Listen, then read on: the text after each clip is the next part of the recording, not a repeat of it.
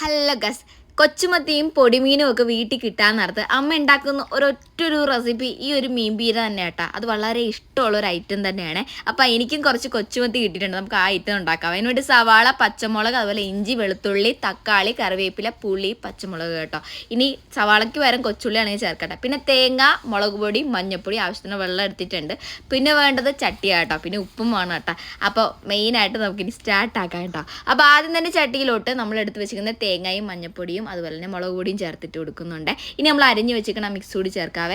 ഇനി പുളിക്ക് പകരം നല്ല പച്ച മാങ്ങ കിട്ടുവാണെങ്കിൽ അത് ചേർത്താൽ നല്ല ടേസ്റ്റ് ആയിരിക്കും കേട്ടോ. ആവശ്യമുള്ള ഉപ്പ് ഞാൻ ചേർത്ത് കൊടുക്കുന്നുണ്ട്. ഇനി കുറച്ച് എണ്ണ കൂടി ഒഴിച്ചതിന് ശേഷം നല്ല രീതിക്ക് മിക്സ് ചെയ്തെടുക്കുക കേട്ടോ. നമ്മുടെ തേങ്ങയിലേക്ക് ആ തക്കാളിയൊക്കെ ഒന്ന് ഉടച്ചെടുത്ത് നല്ല രീതിക്ക് ഒന്ന് തിരുമ്മി എടുക്കുക കേട്ടോ.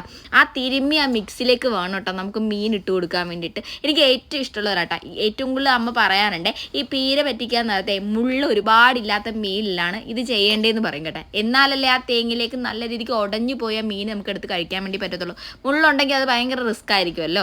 അപ്പോൾ അതുകൊണ്ടിട്ട് മത്തിയിലും പിന്നെ പൊടിമീനിലും ഒക്കെ അത്രക്ക് മുള്ളുണ്ടാവില്ലല്ലോ. അപ്പോൾ അതെ ആ മീനും കൂടി ഇട്ടതിന് ശേഷം ഇനി അതും കൂടി നല്ല രീതിക്ക് ഒന്ന് മിക്സ് ചെയ്ത് ഞാൻ എടുക്കുന്നുണ്ട് കേട്ടോ. ഇപ്പം നമ്മൾ ഉടയാതെയൊക്കെ ചെയ്യുന്നെങ്കിലും ഇത് വെന്ത് വരുമ്പോൾ ശരിക്കും ഉടഞ്ഞു വരും കേട്ടോ. അങ്ങനെ ഉടഞ്ഞു വരണേ എന്നാലേ നമ്മുടെ ആ കറിക്ക് ഒരു പ്രത്യേക ടേസ്റ്റ് ഉണ്ടാകത്തുള്ളൂ. ഇതിൻ്റെ അകത്ത് വെളുത്തുള്ളി കഴിക്കാൻ വരെ നല്ല ടേസ്റ്റ് ആയിരിക്കും കേട്ടോ. ഇനി ഇതേ ആ ഒരു അരക്കപ്പ് വെള്ളം ഞാൻ ചേർത്ത് കൊടുക്കുന്നുണ്ട്. നമുക്ക് മീനൊന്ന് വെന്ത് കിട്ടണമല്ലോ. ഇനി വേണമെങ്കിൽ ഒരുപാട് ചാറിലായിട്ട് എടുക്കുകയാണെങ്കിൽ അങ്ങനെ എടുക്കാം കേട്ടോ.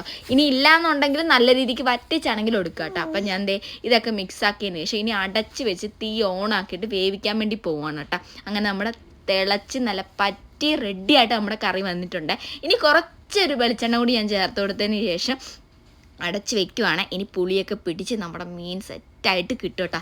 ചൂട് ചോറും ഈ ഒരു കറി ഉണ്ടെങ്കിൽ നല്ല എന്നാ പറയണ്ടേ, ഒന്നും പറയാനില്ല.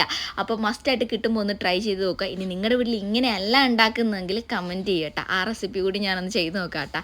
അപ്പോൾ എന്തായാലും കമൻറ്റ് ചെയ്യാൻ മറക്കരുത്. നെക്സ്റ്റ് വീഡിയോ കാണുന്നവരേക്കും ടാറ്റാ ബൈ ബൈ.